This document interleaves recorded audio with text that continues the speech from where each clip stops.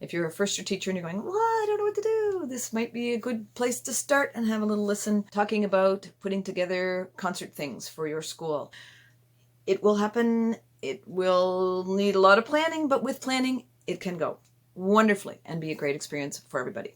Here's something that I would recommend doing, and that is with your students performing and standing on risers, practice this element in your class before you go into a rehearsal and before you go into your concert.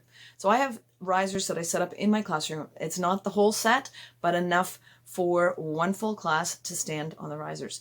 I have the students practice going onto the risers, walking. Watch your feet when you walk. Do not look at the audience to find your parents or anybody else. When you get to your spot, make sure your feet are a little bit apart, not too close together, not too close to the front, not too close to the back. Your knees should be relaxed so you don't faint. And then you can look around and say, oh, hi, Ma, hi, Dad, and whatever, Grandma, Grandpa, those people. I have ceased to be concerned with people waving at audience members because I can't seem to get it to stop, and they are kids and these are their parents, and like I just had to relax about that because there's so many other things that I can't relax about. That's one thing I can let go. So I have. So they are standing safely on the risers and they know how to do that. So when they're in a performance situation, they are safe. If you have a principal that comes in and says, why are you wasting your music time getting children to stand on risers? It is a safety issue. It's important for them to be safe. I don't want anybody to fall forward, knock 7 children down. I don't want anybody to faint, go off the back of a riser. And so that is an important safety issue that must be addressed and must be practiced. It is part of the performance. When they are going onto the risers at my concerts, they actually come from the back of the risers and go on, and then they leave from the front. So I actually practice that in my classroom. When they come into my classroom, I make sure that the risers are set up so they go behind the risers and come on from the same direction, the same way they're going to do when those risers are set up in the gymnasium. Again, it's just take one more unfamiliar thing out of the picture when you're performing for your parents.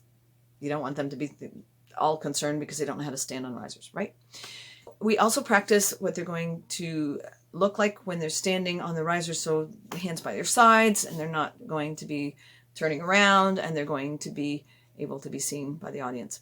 Now, when I create my lineups for my classes, I do that about 4 weeks from the concert date, and I start lining them up in my class in that order. We practice that. So here's our lineup. Here's number 1, 2, 3, 4, and we line up in a line of 25 kids.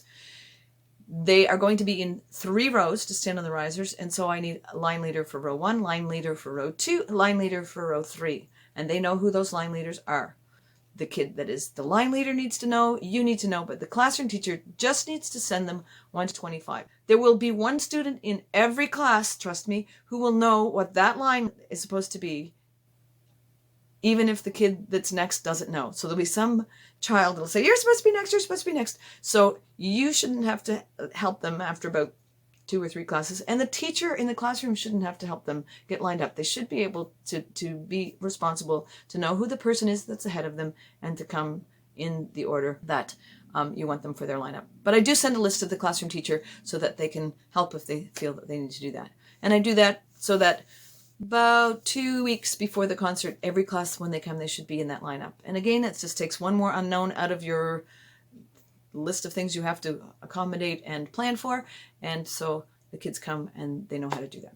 Hope that all works for you, and do enjoy the process. Enjoy your kids and enjoy making music in a concert performing setting with them. Have a great day making music. Make music a great part of your day.